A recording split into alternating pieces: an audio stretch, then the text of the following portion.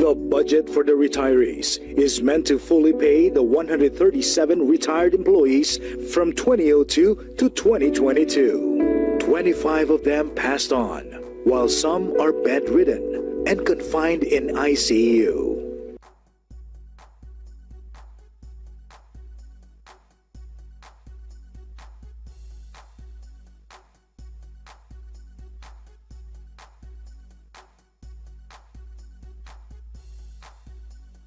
Ang payable ho namin para sa mga retirees around 490 million. Just to wipe it out. Because every day we pay interest of 6%.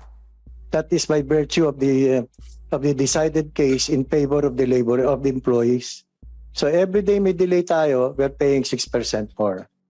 So ang mga allotment to is equivalent to only to 4% of the total claims. So every year nadadagdagan ho ng 2%. Kaya gusto ko for once at one time big time ubusin na lahat yun para wala nang problema. Kasi ho nakakaano ho talaga especially dadalhin tayo sa Commission on Human Rights. Nakakahiya ho. We're not able to pay the retirement that's due them.